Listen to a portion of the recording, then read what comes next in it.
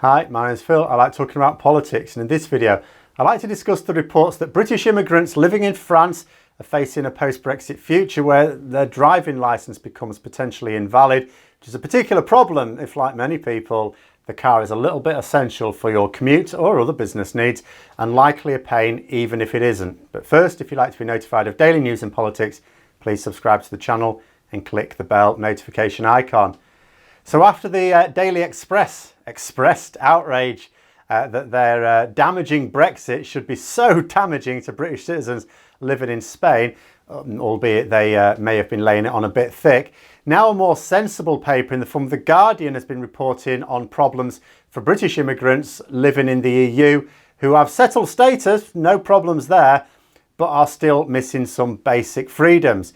And I have an immense sympathy for these people because, yes, some British immigrants voted for Brexit for reasons best known to their sun-addled brains, really, but they will hardly have been in the majority there. I mean, they're only just in the majority of people who voted in this country. And at the end of the day, a person who goes to live and work in another country, who integrates with the local communities, as British people living in France famously do, in contrast to Spain where it's a bit more variable, well, you're not talking about closed-minded xenophobes, are you? Not that I've been tempted to do this myself, I have to say. It has come up before, not so much living in France, but going abroad to teach, lots of opportunities when I was younger before I'd settled down. But I know how it works. I would miss fish and chips, that's all there is to it. I mean, I know, yes, along with Japan, France is an absolute superpower when it comes to the culinary world. I bet you can't find any decent fish and chips over there. But anyway, focus on the topic, Phil, fish and chips later. Because we refuse to sign up to mutual agreements in a whole range of areas. Driving licences is one area that can't be recognised unless there's mutual recognition. Which basically means that Britons living and working in France, but with a British driving licence, are finding that it will no longer be valid before long. You know, you might say very reasonably, well, just get them converted from British licences to French ones.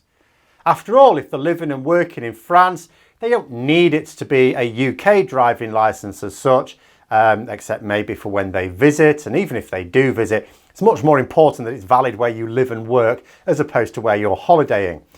Absolutely. And sort of there is a process for doing this. There's a form and everything.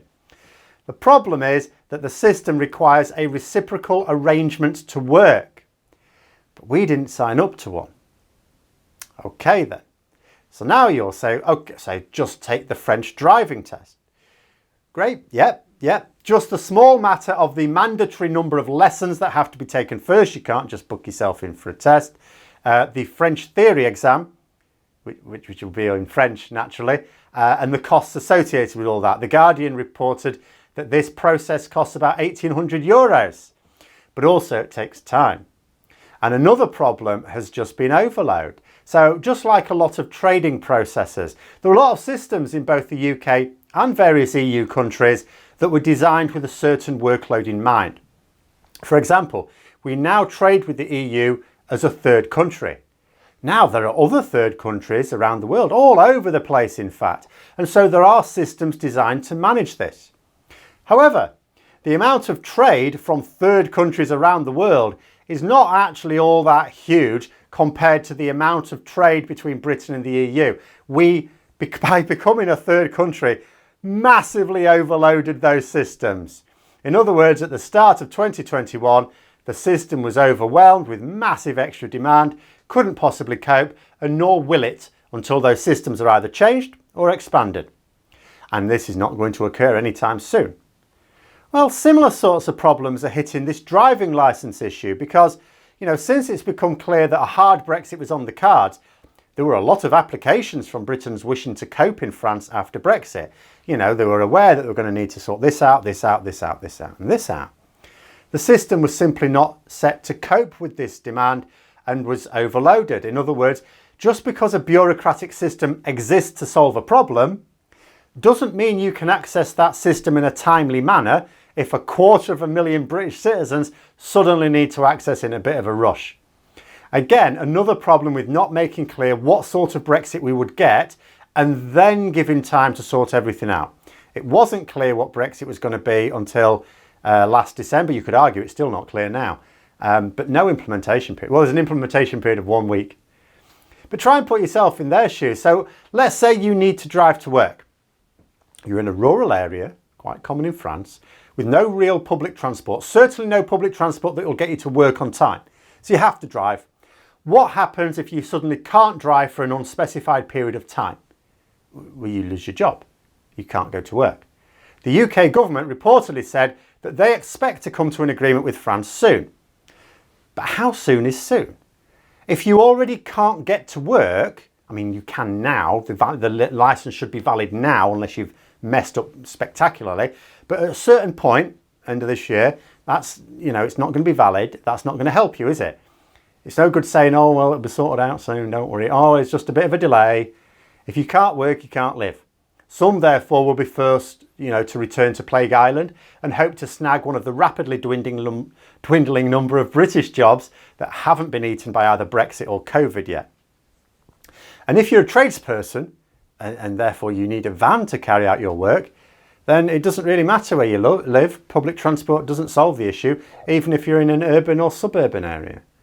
Another bit of a bugger, as reported in the article, is, because of the administrative overload that was caused by these fears of a no-deal Brexit, which to a large extent is basically what we got, the French government put people off from applying for these licence exchanges in order to ease the logjam.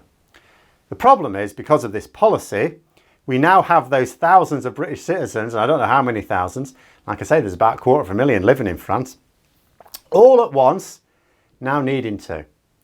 Except now there's no reciprocal arrangement.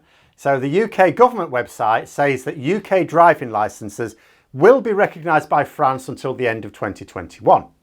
But it cannot advise on how to exchange them for one that will be valid beyond that date. So then what you do is you visit the French government website. Thank goodness for Google Translate. It does say that as long as you lived in France before the start of 2021, then absolutely your licence is considered valid for a full year after the end of the transition period. But this won't cover you if you've moved there since.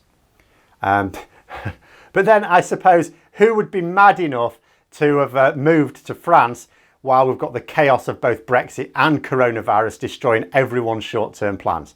But some may well have put these plans in motion some time ago and were difficult to move, I don't know. It does also warn that other EU countries may have a different attitude, which is, again, worth bearing in mind, that when you're not in the single market, you see, the rules are different in each EU country.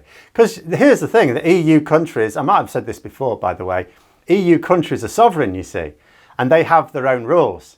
They agree common rules for each other, but they don't apply to third countries. So people in France right now are okay up until the end of this year, if they were living in France before the start of this year. But they need to use this year to obtain something more permanent for 2022 onwards. Another little thing, before I forget, is that some people's licences may have expired this year, in which case they're completely buggered. But anyway,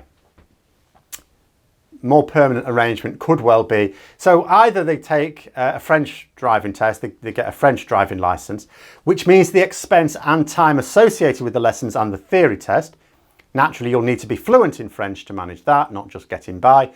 Or you will need to exchange your licence. But you can't exchange your licence until the UK agrees with France a reciprocal arrangement that involves mutual recognition of each other's licence standards. Now, that shouldn't sound like an onerous task to me, because there's no negotiating over sovereignty here. It's just a mutual agreement that each country has confidence in the standards of driving tests of the other. But I don't know. What I do know is that this agreement hasn't been reached yet. We're a quarter of the way into the year. When it is reached, only then will we have any idea how many British citizens in France will be wanting to apply for this exchange. It could be a lot of people, generating a lot of demand on that system that already buckled a couple of years ago, meaning a long queue to be processed. People needing the licence for their income are absolutely going to need that process to be completed before the end of this year, and there are two big unknowns. One, When will they be able to start that process? No idea. Soon, say the government. Soon can mean anything.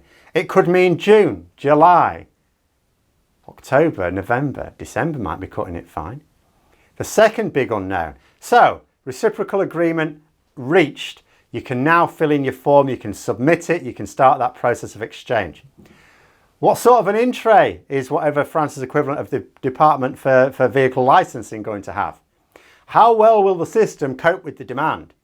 Will some people be caught out and not be processed in time? No idea on that either. And how much longer? A few days into the next year? A few weeks, in which case your job's in trouble? A few months, in which case you're buggered? You know, if I were an immigrant in France, I'd be going for the French driving test, I think, assuming my French had developed well enough to manage, that is. And then you inevitably wonder what other systems are going to screw people over.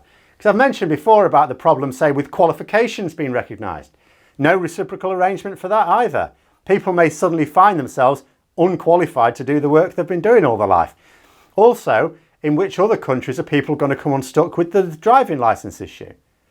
This can potentially affect over 1 million UK citizens and may cause them, through no fault of their own, to have to move away from their home and work if not resolved. Or they may even not have that option.